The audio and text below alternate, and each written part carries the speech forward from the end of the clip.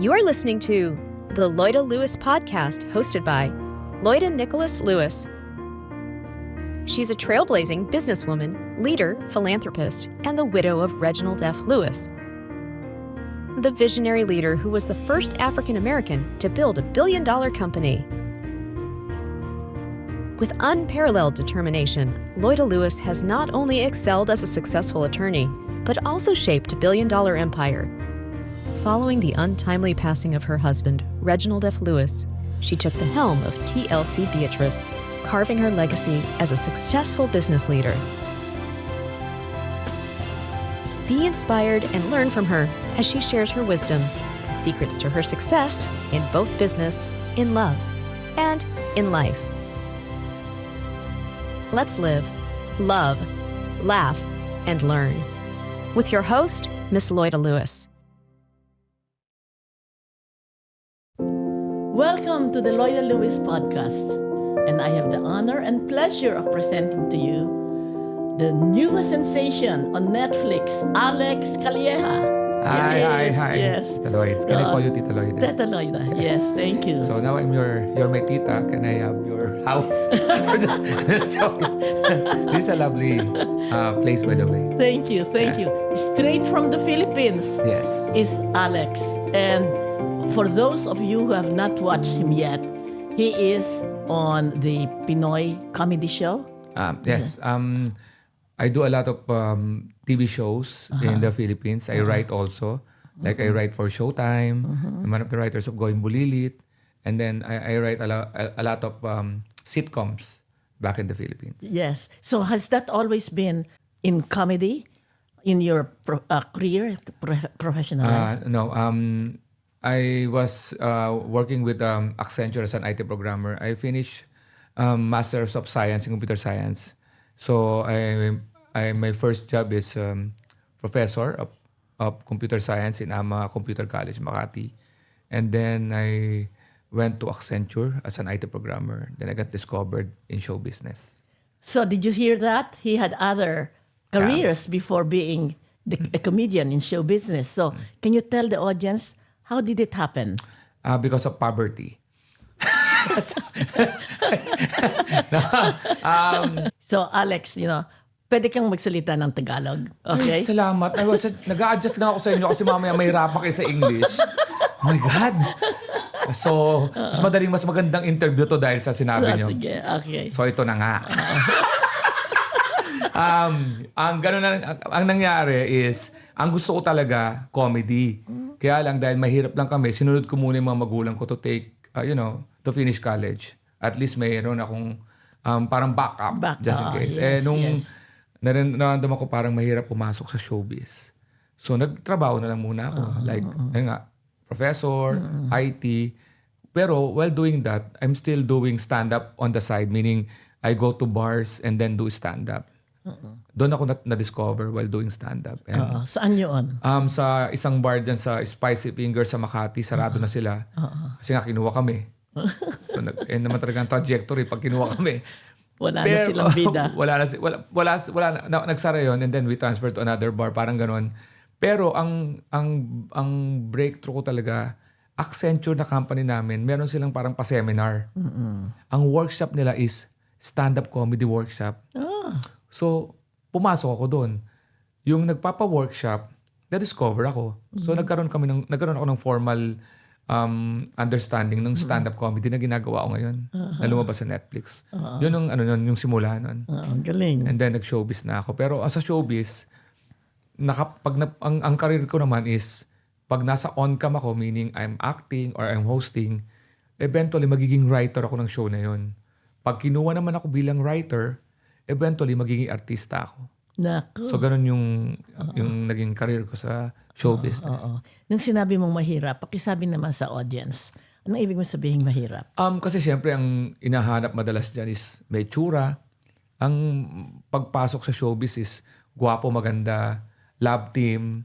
So, ang comedy, parang may stereotyping na pag komedyante ka, dapat may unique sa itsura mo. It's either pangit ka, ako naman, ang problema ko, nakakatawa ko, tapos gwapo pa ako. So, ang hirap. Ba't natawa ka doon? Tita Lois, seryoso ako doon Ang dami ko na joke na binigay.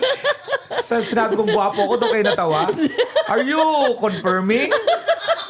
Hindi. Okay. Ibig kong sabihin. Ayun nyo man lang i-correct yun na may pag-asa pa kayo makabawi na pwede natin i-cut to. Para ang pasok nyo is, gwapo ka naman.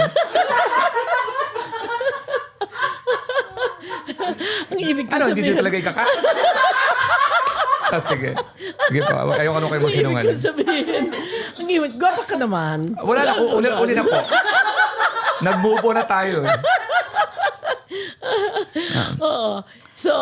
So, buhat pa noon, talagang gusto mo nang maging comedian when you were growing up. Bata pa lang ako. Because of poverty nga, mahirap lang talaga kami. And ang ginawa ko, bunso kasi ako, 10 ay magkakapatid. Tapos 10? Oo. Oh my gosh. Pero hindi ko po kasalanan yun. Sa dulo na ako tumating. Nahabol pa nga ako after 6 years. Dapat hindi na bunso yung ate ko. After 6 years, lumabas pa ako. 42 years old na yung nanay ko na lumabas ako. So, yun. Menopause baby ang tawag doon. Menopause baby. Nagulat nga sila nung lumabas pa ako dahil pinilit ko na lang. Kasi sabi ko, huwag niyo akong alisin. Ako magbubuhay sa pamilya. Ako ngayon ang naging bumuhay sa pamilya. So, kaya naging comedy ako. Instead of, taking life seriously. Alam mo, di ba, mga madailan, mahirap lang kami. Kaya ang ginawa ko, nagdodroga ako. O kaya gumawa. Ang ginawa ko, naganap ako na nakakatawa dun sa sitwasyon ko. So, I think, thankful ako na naging mahirap ako. Doon ako kumukuha ng mga material for my comedy. So, maliit ka pa ba? Nagpapatawa ka na o ano? Opo, ang simula po talaga ng bata, maliit muna eh. Awa naman po yung nanay ko kung linabas ako malaki na. Tapos, ayun. Usually po talaga ganun, maliit muna. Tapos papakainin yung bata hanggang lumaki. Kayo po ba? Paano po ba nangyari sa'yo? Ano po bang buhay ng mamayaman? Paglabas nyo, mature na kagad? Pwede natin tungkap. Ikaw talaga. Nung maliit pa lang po talaga ako, nakakatawa na ako. Hindi, ako yung typical na komedyante na maliit pa lang ako na talaga yung... Kasi ang barkada ko, mga kuya ko. Remember, 6 years yung ate ko. Yung kuya ko naman, 8 years ang tanda sa akin. So, ang kaibigan ko, matatanda. So, napapalood ko yung mga kwentuhan nila. And then, in-apply ko sa buhay ko. And plus, also, yung mga challenges of being... yung daddy ko is a womanizer. My mom is a gambler. So, may family kami ng gambling. So, yung mga ganong experiences, kino-convert ko lang sa comedy ngayon. Pero originally, it was a very sad stories. Mga ganon. Yeah, ganun nga yun. Yung, di ba, ang isang drawing ng comedy is, ng actor is tumatawa ka tapos umiiyak. Yeah, so, that's good. Na kinuha mo yung the funny side of life. Yeah. Tulad po ngayon, in-interview niyo ako, nagpapatawa ko pero umiyak kayo. Hindi ko tuloy alam kung nagugustuhan niyo ba? Okay. Ikaw talaga. Okay. No, hindi. Lesson yun. So, sa lahat ng buhay, merong tragedy. Merong na something happens na talagang malungkot. Pero, ang iyong philosophy, wag malungkot. Tawanan na lang. Di ba? Oo, ganun ang ginawa ko. Kasi pagka nalipasa ka ng gutom, matatawa ka talaga eh. Kasi papasukin ng hangin yung isip mo. Kasi tatawa mo. Pero kailangan mo kakain ka agad. Kasi, yes, okay. So, nung na-discover ka, anong unang palabas o itong sinasabing Pinoy comedy? Tama ba yun? Ang una kong pinalabas, ang una po akong kinuha doon sa, ang pangalan Usapang Lalaki. Ano yan, is a TV show about, it's a men's show talking about various philosophy of men. Tapos yun, ang naging head writer ako noon. Then, kinuha ako sa Going Bulilit. Now, it's a kids show. So, my first 2 shows are extreme. Medyo adult show as ang kiddie show.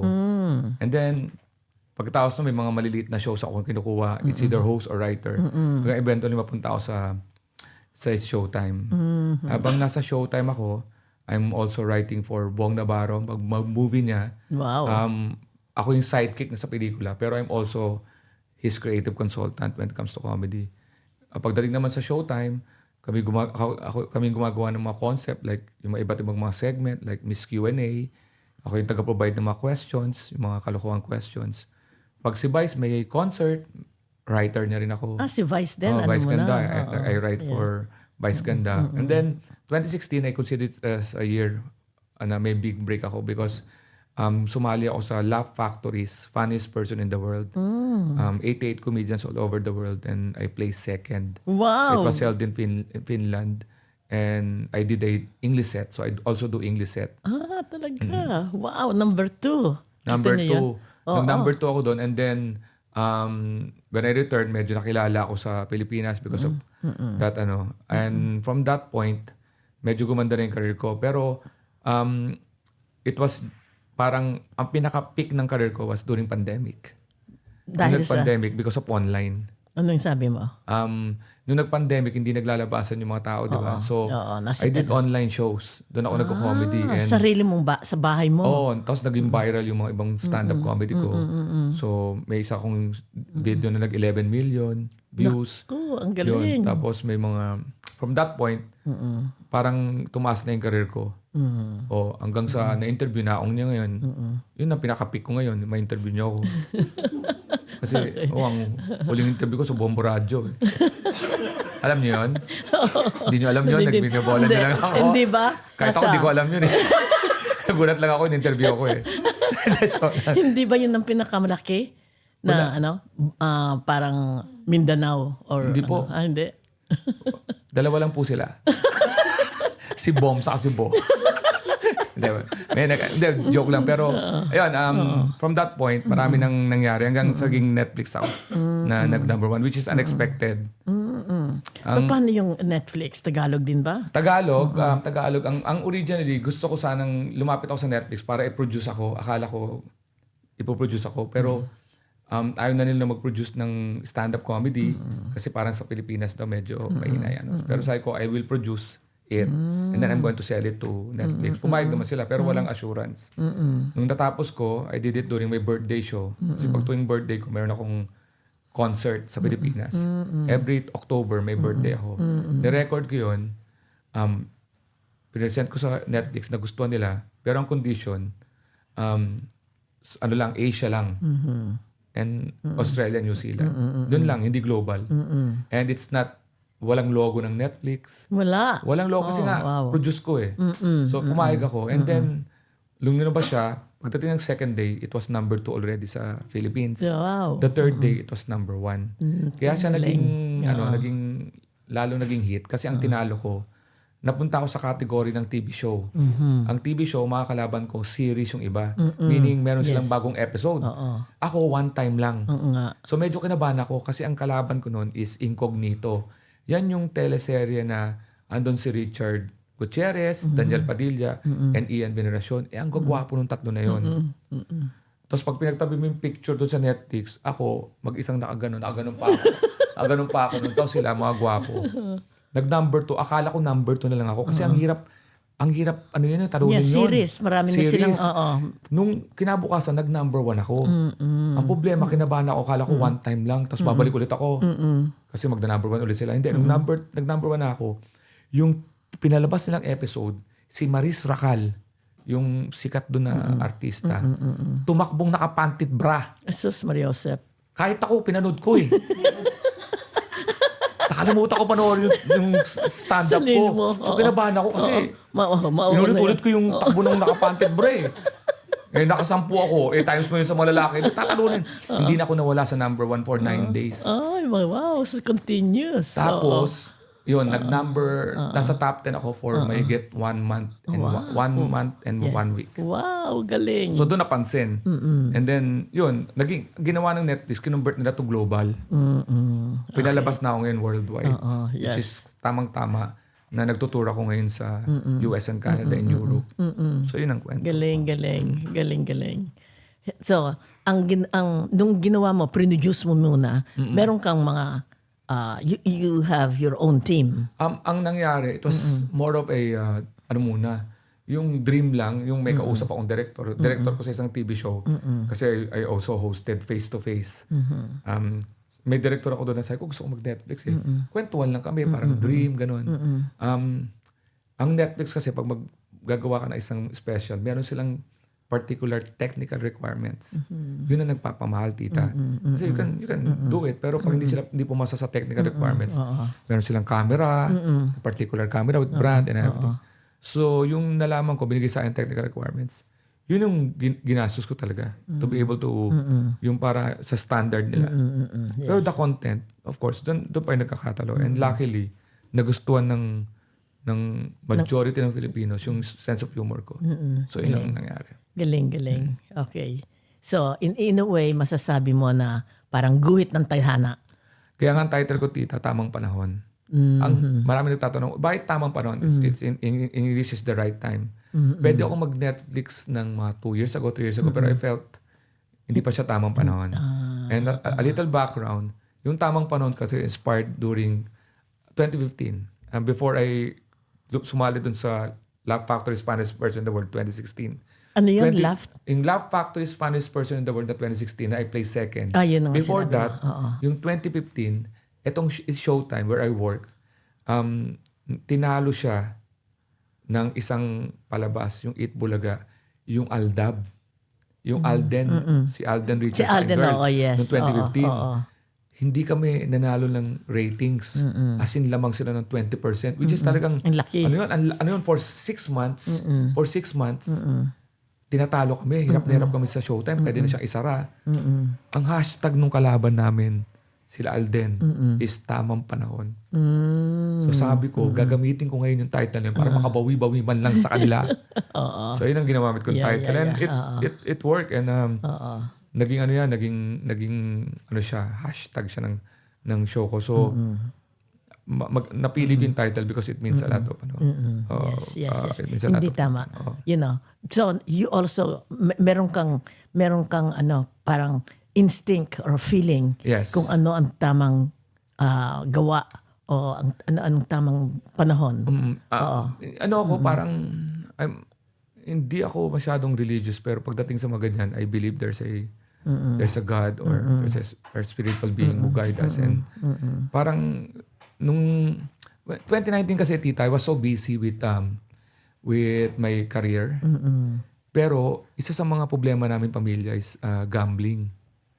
And sad to say, nahulog din ako sa problema namin. Napag-gamble ako for 8 years. So while doing that, nag-gamble ako. I was directing this movie, yung Papa Pogi, my first movie. And then when I go home mga 2 a.m., I gamble. Pero may show. Gamble on the internet? No, I gamble talaga yung yung talagang casino. Wala pa kasi yung online I was just semi-celebrity. So pag nakikita ko sa casino, may mga nakaka-recognize pero not that recognizable yet, no? Ang kwento, so lagi ako nagpupuyat sa sugal, may kasamang trabaho. So this is my typical day. Meron akong morning show. I'm the head writer of Umagang Kay Ganda. Yan sila Bernadette Sembrano, sila Anthony Taberna. Ako yung head writer nun. 4 a.m. ang pasok ko dyan. Nako. Kasi I'm the head writer eh. Minsan nagiging host na rin ako. Remember, nagiging eventually nag-host ako. Nag-host ako. Minsan napupunta ako sa location Batangas. So 4 a.m. Pagkatapos niyan, 8:30, mag-meeting kami for the next 2 weeks. Tapos pagkatapos niya, magpapahinga ako ng konti. And then pupunta ako sa Showtime na 11 a.m. Dapat ready na kami kasi 12 ang airing. Nako. Pagka uwi ko ng 4 p.m., magre-ready ako dahil mag-stand up ako sa gabi sa bars. And then tatakbo ako sa location ng pelikula dahil I'm director. Nako. Then sisingit ako ng casino. Nako, Diyos ko. Pagkatapos didiretso ako sa morning show coming from casino. Ganun nangyari. It was election dati, 2019. So I'm also doing some campaigning for and then one time ay yung isang sinusuportahan kong kandidato. Yung mami niya is very religious. Tawa siya ng tawa sa akin. Binibigyan niya ako ng rosary na glow in the dark. So nagpre-pretend ako na, I'm gonna use it. May scapular, I'm gonna use it. Tinatabi ko lang. So nung tinatabi ko yun, one time, pumunta ako sa clinic, nagpa-check up ako kasi medyo, parang sabi ko okay. May findings na parang, parang may weak lungs ako. Siguro dahil sa kakakampanya doon sa mga mahihirap na lugar. And then may Yossi doon sa casino. Natakot TV? ako. Hindi ako nag-TV. Hindi naman. Ay, ito nga ang nangyari. Akala ko yun. Nagkaroon ako ng anxiety because of that. Habang hinihintay ko yung result. Hindi ako nakatulog. Na-trigger yung anxiety ko and clinical depression. Wow. So, ang nangyari, ang problema ko lang, hindi ako makatulog. Pero natakot ako. Nagbago ako ng lifestyle. Nung hindi ako makatulog, there was this, parang meron siyang meditation na you have to repeat para makatulog. Hindi siya nag-work. And then, hating gabi, nakita ko yung rosary. Diba glow in the dark? Yeah. So, I used the rosary. Hindi siya religious intention na. Just to repeat. Diba repetition na? Repetition yun. Nakatulog ako. ka. So, mula nun, ginawa ko siyang habit. And then, after nun, again, hindi ko siya masyado sinasabi na pray the hindi pa rin ako ganun ka-religious. I'm just saying na mula nun, nagbago yung natanggal ko lahat nung mga bisyo ko. And then yung result pala, it was just parang okay lang. Nag-clear yung findings ko na wala kang problema. It was just misreading. Parang gano'n na nangyari. Mula nun, doon na yung nag-viral video ko ng 11 million. Doon na yung nag-gumanda yung career ko. So, nung 2019 was the start of Kaya nga pagpasok ng pandemic, yung career ko pataas. So, yun yung kwento kung bakit parang tamang panahon. Tamang panahon. Kasi kung hindi ako nagbago ng lifestyle, papasok akong 2020 na ang pangit ng health ko. Diretso. Baka na biktima ako ng COVID. Oo nga. Diyos ko. Nung pumasok ngayon yung 2020, I was parang nasa healthiest point ako ng buhay ko. Psychologically, spiritually, and physically. So, yun yung start nung pagbabago ng 2019. And then, maraming pagkakataon na nagsasabi, ba't hindi ka mag-Netflix? Hindi ako nagsasabi hanggang walang something na alam kong nagbibigay ng sign. So, yung Netflix na tamang panahon was also triggered by nung nagta-travel na ako sa iba't ibang bansa at nagta-travel na ako all over the Philippines. Yung nakita ko na I was hitting all the target audience coming from yung mayayaman, yung mahirap. That's what, yun yung time na nag-decide ako na I'll do the Netflix special. No, it's the time. Oo. Mahal ka ng Diyos. Kasi parang lahat ng mga yung isang kaibigan mo na nagbigay sa iyo ng rosaryo, okay? That you didn't need at the time, pero you kept it within sight. Yes, yun. Isa yun sa mga kwentong hanggang ngayon na-realize ko na parang it was a major part of my life also. Mahal ka. Mahal ka ng Diyos. Buti pa yung Diyos, mahal ako. Yung asawa ko hindi. Sabi din sa akin, asawa ko yan mahal ka ng Diyos. Kasi kung di ka mahal ng Diyos, pinatay kita. Shout out! Shout out! Shout out! So, paano kayo? I've been married for 28 years, by the way. Ha? 28 years? Yes. Wow. So, matagal na kayong... So, paano mo how did you meet? At paano mo na... Sinong unang na in love? Ikaw o siya? Ako. Talaga? Oo, kasi so, special siya. nagpapatuyo ko ng buhok sa electric pan. May bangs pa ako ng parang kimpi. Parang kimpi lang yung buhok, pero yung mukha. Tapos dumating siya, tapos slow mo. Talaga. Yeah. So, ikaw ang unang nakakita Oo, sa kanya. Classmate siya ng pamangking ko kasi edad ko yung pamangking ko. Taga-Assumption siya, college. Tapos anak siya ng general. Wow. Okay. Tapos yun, mayaman sila. Yun nga. Paano? Meron bang... Typical love story. Meron bang... Mayaman yung babae, gwapo yung lalaki. Yes. So, kaya talaga natatawa sa gwapo, no? Gwapo naman talaga. Ay, mabilis na yung sagot. So, sabihin mo. So, ngayon, paano ngayon siya, kung mayaman, kung may general ang tatay niya, paano kayo nga nagkasunduan? Hindi ako tinanggap kasi nga, pag dalaw ko, mukha raw akong adik. So, bad trip ako. Hindi ako nagpakita ng ayaw na sa akin. Nabuntis ko. Ay, dahil sa sex. Yung pala yun. Hindi ako na-inform. Tapos pinaglayo kami. Pero true story to, pinaglayo kami, nagkaroon ng aneurysm yung mother-in-law ko. Pero yung doktor nagamot siya. Tapos dito superficial na kaya medyo okay, pero sa utak pa rin. siguro, nagpapasalamat ako sa doktor na yun. Maganda yung pagkakaayos niya siguro ng ugat-ugat. Paggising ng mami, sabi, patawag mo na si Alex. Talaga, wow. Pinagsama na kami. So, nagpapasalamat I see. ako. Shout out sa doktor na yun. Yes, Maganda may naganon siguro siyang ugat pagkabit niya. Okay. Ayun. So, pagising, Yes. natanggap na ako. Yun. Ayun. So, Mga 8 years kami tumira sa kanila. okay naman yun. Hindi. Mukha pa Ang ako hirap okay. nun. Ang hirap talaga. Ang hirap nun. Nasa in-laws. So, paano ginawa mo? E di, 8 years na pagkukunwari.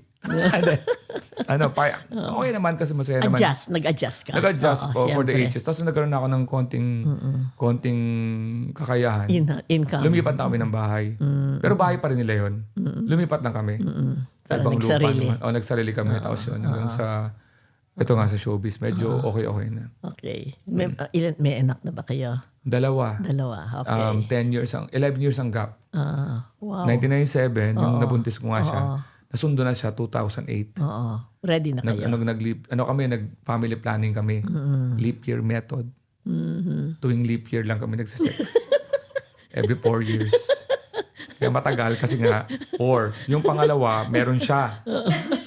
May period siya. So, iniskip ulit namin. Effective yun. You should try it. Ikaw talaga. Ayun. So, ano naman ang sabi nung yung matanda mong anak na nakikita sa television? Sabi niya, Daddy, stand-up comedian ka. Ayoko niya kasi baka pagtawanan ka. Hindi, pinagtatawanan talaga ako. Hindi, okay siya. Okay siya. Marami nagsasabi, ang ginawa lang niya, iba yung karir ng anak panganay ko. 28 years old na siya. So, 28? Wow. Corporate world I see, siya. okay. Yung bunso ko, medyo sumusunod in terms of showbiz kasi nagbabanda. Pinapabayaan ko sa mga gusto nila. Ayoko rin ma-pressure na maging comedian kasi mamaya makukumpara. So, yun. So, Kailangan. yung wife ko naman, okay naman kami. Lalo na pag malayo akong lugar, okay kami. Kaya nga dito ngayon sa US. Ang sabi noon, distance makes the heart grow fonder. Yes. Yes. Distance makes me physically safe. Shout out! All right. Okay, guys. Tapos this na? Sorry. Simula pa lang ako, tita. Ang unang tanong, ba't nyo ako ginesa? Ba't nyo gines siya? Ba ang quality ng show? Nawala ang Catholic Mass Media Award. Kapalitan ng Bombo Radio Award. Anyway. Hindi, okay, ito. Galing kay Carl K. Can you walk us through the moment you found out Tamang Panahon was accepted by Netflix? What was your first reaction? Anong ginawa mo nang nakuha mo yung telepono sa Netflix? Mas itong kwento, mas dadagdagan ko ng konti. When, ang expectation ko was high na nakukunin ako ng naiproduce ako. That was muna. Nung unang meeting namin sa Netflix, my expectation was high. Kasi ang opening sa akin ng kausap ko, sabi niya, I'm a fan. Natatawa ko, sabi ko, oh my God. Produce ako nito. Ang sunod na sinabi niya, sabi ko, can you produce? No. No, kasi hindi na namin priority ang stand-up. So, after that meeting, napaka-down. Down talaga ako, sad. Ang baon lang sa akin is, sige, i-produce mo, pero hindi namin siguradong bibili namin. So, yun yung, down na down ako. That was August 2024. That was last year, 2024. Sabi ko, nag-decide ako, sige, i-roll ko yung dice, po-produce ko. And, nung pinasa ko sa kanya, remember, I was in Dubai, may show ako sa Dubai, pinasa ko sa kanya sa email, ang sagot pa niya sa akin is, remind lang kita, there's no assurance na magandang bayad. So, after mga 1 week, sabi niya, we'll call you at 1 p.m. 9 a.m. yung email. Napakasadista nung email na yun.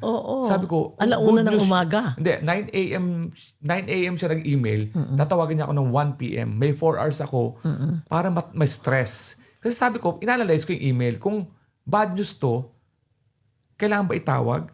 Pag good news no, kailangan ba itawag? ano bang ini-email? So, ang dami kong... So, nung 1 p.m. tumawag sa akin, Alex, we're going to release this. Binigyan ako ng date, February 7. And, ang una ko naisip is, okay na ako. Okay na ako doon. Wala na akong pakialam kung ano man ang mangyari. Mas maganda rin yung kwento nung dinabas siya ng February 7. Kasi I was monitoring it ng the first day. And nung nag-number 2 siya, that was my goal. Number 2 is okay. Yes. Thank you God, number 2. Pero naka-open, alas 12 siya. Alas 3 na madaling araw, galing ako sa bar. Nakita ko number 2 siya. So naka-open yung phone ko. Nung kinabukasan chinek ko, pag open ko, nasa number 2 pa siya, bigla siyang lumipat ng number 1. Wow. So nag-iyakan kami ng asawa ko kasi parang ano siya, kasi ang feeling namin, it's a project na gawa ng maliliit na tao. And it was able to... Na walang kasiguruhan. Wala kasiguruhan. Tapos, it was low budget. We're not supported by any network. Sariling by big kahos. production. Parang it was a statement na siguro na-feel din ng mga tao na sumuporta sa Netflix. Kasi ginawa nilang ginawa nilang yes. na tulungan ako. Mission. Ma-mission na. Yung parang isang maliit. Kasi nakita mo talaga pag nakita mo yung itsura, big yung production ng Incognito. It was high budget. Tapos itong isang lalaki na hindi mo kilala, katabi nila, nag-number 1. So it generate a lot of interest. Na parang, who's this guy? Tapos it also serves as a lesson also to the big networks na pwede rin kayong parang magnegosyo or mag-risk sa isang project na ganito. Kasi matagal na namin pinropose to na ganito. Yes. So I need to go pa sa Netflix para mapatunayan na on your own. Pwede tayo mag-number 1 without malalaking artista or gastos. Yes. Basta mahalaga yung content. Yun. Siyempre, yung mga validation doon was also the comments of the audience. Na natawa sila, relate sila, from mayayaman na English yung sa akin na there's this one comment na I don't know this technically pero siya, parang sabi niya, Alex used a 3-part in his comedy, in his Netflix comedy. He did the 3-part style. There, Chekhov's gun. Gumamit siya ng Chekhov's gun where he plays and then he used it at the third. Wala akong idea doon. Pinagsasabi niya. Pero yung may nag-analyze. Tapos, may ganon yung social na it's so intellectual, the jokes. At meron din magko-comment na, walang yan, natawa ako sa'yo. So it was so extreme. Yes. Pero I was so happy because I was able to hit the both, parang spectrum of the society. Yes. Ayun. So, pagbalik ko sa Netflix, tita, nung nag-meeting kami, the treatment was different. Yes. So, nung una, isa lang sumulubong sa akin. Ngayon, dalawa na. Tapos malaki na yung boardroom. Entourage. Tapos ang liwanag ng buhay. Yes. May confetti. Hindi, wala na confetti. Excited na lang ako. No. Tapos sabi niya, Alex, thank you. Bilib na bilib sila. And then, they offer me another project. Great. No, sabi niya, sabi ko, can you make it global? Yes, approve ka agad. Nice. We're going to add sa budget yung initial payment mo, we're going to add another payment para dun sa global. And then, tell us what your plan. Sabi ko, I want another Netflix. Approve. And then, I want another one. Approve. So, galing. So, yun. Galing, Isa rin kasi sa mga goal ko is to have the comedians eh. So, what I did, tita, was during the recording of my Netflix, yung show ko kasi is live. I did not tell the audience that it's going to be recorded. They paid then. Parang parang live, parang concert. Yes. Ni-record ko, wala akong sinabihan na nagsama din ako sa lineup ng 11 comedians. Ay, Ni-record ko sila. Nagaling. Ngayon, in hoping na magagamit ko yun pag nagustuhan ng Netflix. So, nung nag-number 1 ako, ang next project ko now is featuring the 11 comedians. Ang galing. Na ako yung nag-opening comedy, tapos ini-introduce ko yung 11. Ang galing. Naku, you're giving them a chance. Yes, ang yun ang goal, to be able to give chance to. Kasi hindi ka magsusurvive alone in this in this industry kung hindi ka magbibigay sa iba. Producer. Para tumagal din yung galing. yung gaytong comedy. Galing. Okay. Nakita niyo 'yon? marunong siyang to share the glory. The special is in Tagalog, but it includes English subtitles. How did you ensure the humor will translated well for a global audience? Was it tough to balance cultural while still keeping the punchline intact for the non-Filipino viewers? Paano yun? That was a wonderful question. Can you repeat? Hindi. Ibig sabihin Tagalog. Ang nag-perform kasi ako sa iba't ibang bansa. And I also do my set in English in Singapore, Malaysia, and when I competed in Finland. And to tell you honestly, mas madaling mag-perform ng English sa ibang bansa in front of international. English-speaking. Yes. Because they don't care about your grammar, how you pronounce. They just want the jokes. In the Philippines, if you perform in front of Filipinos, they will laugh, but when they go home, mali pronunciation niya. Mali yung grammar. So that's one. No. When yung comedy ko ever since is I write from my experience. Yes. And I write from parang mga audience ng Filipino. Relatable ako lagi. I don't do politics. I don't do religion. I don't do mga foul jokes. That's not my forte because I always want to make people laugh, period.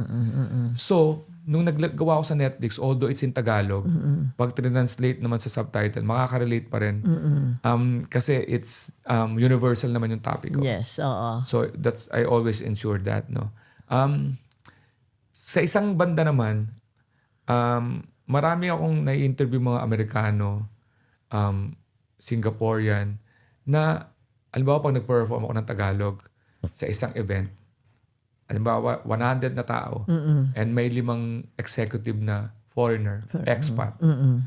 After the set, ina-approach niya ako.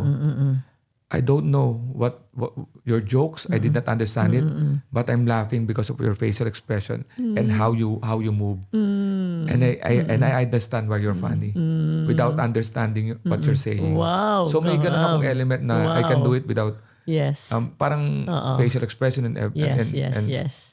So may mga ganun akong feedback. Wow. So it's a combination. Ang masaya lang kasi I write my own jokes and I write it from my personal experiences. I can combine my writing and my facial expression and my movement and the timing. So I believe comedy is universal. Yes. They will laugh if you're funny. If you're funny, period. Yes, that's true. Yes.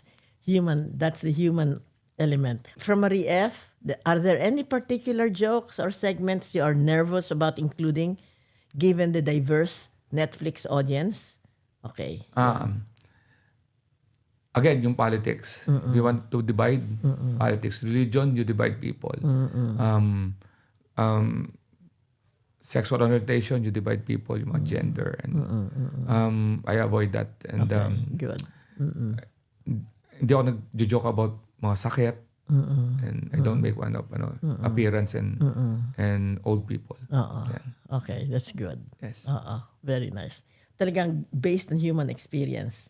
Right naman, from Jackie M., you mentioned that Netflix had specific technical requirements.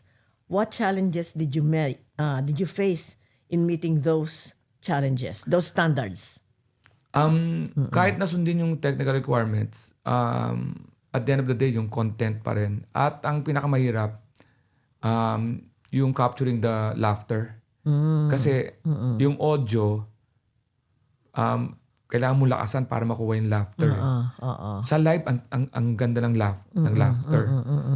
Ang problema, pag linakasan mo yung audio, makukuha mo rin yung noise ng lahat ng mga ingay makukuha mo rin. So it's a balance. No? So yun ang naita ko lang. But anyway, the one that you did on your own production, hit na hit pa rin. Yes. Yeah, so maybe it didn't matter. Okay, this one is from Margo B. Are there plans for another special exploring other streaming platforms like HBO, YouTube, Prime Video? Ang number one kasi ngayon sa Pilipinas is Netflix.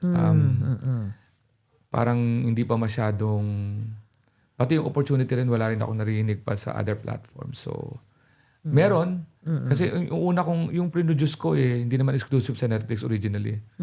Until nang nag-number 1 na. Ginawa na nilang, hoy, amin ka na. Una, ang arrangement doon is, Philippines lang siya exclusive. Oo nga. Sa ibang bansa, I can Show do it. business with other platforms. So, yun. Okay. Pero ginawa mo ba yun? Hindi na? Hindi. Kinuha ka na agad? Kinuha ka na agad So, may ng nakapila Netflix. naman sa kanila. Ito, do you feel any resentment when you had during your childhood? Na? No. Sa tingin ko kung umayos ang buhay ko, hindi ako magiging comedian. I think kasama siya sa kung nasaan ako, that was part of the development sa akin. The pain. Yes. The pain of Hindi ko iniisip sa sarili ko na mayaman ako tapos nasa ibang bansa ako and I'll do comedy. I think I'll be in another profession. Yes. I'm a comedian because of that part of my life. Okay, so for those who are listening, whatever your life is, you make hay, you make do. Yes. Kapareho na ginawa ni Alex. All right. So I think this one is from Patricia P. What do you think sets you apart from other comedians, and what kind of mark would you like to leave in the comedy world? Sa tingin ko yung material ko is relatable, and it's relatable pero it's also parang nag-aano ako nag-a-adapt ako sa bagong nangyayari. I'm also parang ako yung I reinvent myself para ma-capture ko rin yung mga young audience. Ang kakaiba ko is I'm able to target young and old, rich and poor. So, yun yung meron akong nakuwang balance para makuha ko lahat yun. Siguro yung may iwan ko lang is naging totoo ako sa sarili ko. I did not pretend. Authentic. You're your authentic self. I did not pretend. Lahat ng narinig nilang jokes are coming from real life na kahit paano nadadaanan din ng karamihan. So, yan. Hindi. Ganyan, kanina, nang nagpalitrato tayo in front of a picture, ano yung sinabi mo? Akala ko Pikachu, yung pala Picasso. Hindi, ganun lang. Sinabi mo na lamang na, in other words, napaka-natural. Tawa kami na tawa. Dapat ang comedy is may timing and dapat natural na dumating, wag yung may nakahanda ka na kagad na. Yes. Dapat you can, yung on the spot. Tapos yun. Yes. Talagang may funny bone. Yes. All right. So now, what is the next step for you moving forward? Pornhub. No, my next is of course is to develop comedians. Kasi siyempre ano naman tayo, meron naman tayong hangganan. So we need to develop para ma-continue tong stand-up comedy. Yan ang next sa akin. Of course, may next special ako sa Netflix na ginagawa. And when would that, do you know when it's going to be shown? I-record ko rin sa birthday show ko, October. Tapos ilalabas ng next year kung ano yung bibigay sa aking schedule ng Netflix. So, yun ang magiging pattern ng aking Netflix special. Birthday show, and then I'm going to release it the following year. Depende sa bibigay. Pero for those who are watching now, makikita ka namin if we go to Netflix. Yes. What do we have to type? Type nyo lang yung tamang panahon or kaya Alex Calleja. Sa ibang bansa, it's the right time. So, available siya worldwide and maintindihan nyo kasi may subtitle and it's really hindi naluluma yung jokes kasi very universal. Universal. And so, yun. Ang next naman sa mga nanonood dyan sa Pilipinas, of course, meron akong radio show, meron akong podcast. Anong radio? Magic 89.9, Good Times Radio, 6 to 9 a.m., Monday to Thursday. And I have podcast, Punchline with Alex Calleja, GTWM, and meron din akong mga projects sa iba't ibang bansa. May mga tour ako. So, mapapanood nyo ako sa Canada, mapapanood nyo ako sa Europe, Dubai, Japan, New Zealand, Singapore, and Doha. Lahat ng schedule na sa alexcalleja.com and thecomedycrew.com. alexcalleja.com. Okay, naroon ang schedule niya. Sa lahat ng mga nanonood, look for it. Look for him. And hindi kayo mawawala ng tawa. Okay, salamat. All right, there you have it. mga nanonood ngayon, to the viewers, this is Alex Calleja, the comedy king of the globe now. So, thank you for watching. This is the Loida Lewis podcast. Let's live, love, laugh, and learn together. Thank you. Thank you. Thank you. The Loida Lewis Podcast, hosted by Loida Lewis,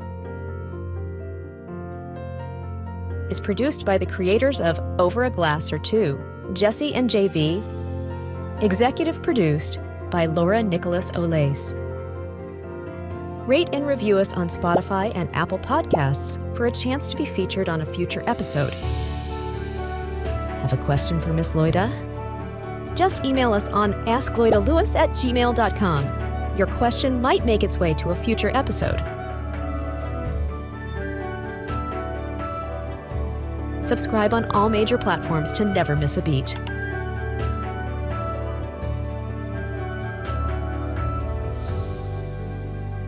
Thank you for listening to the Loida Lewis Podcast.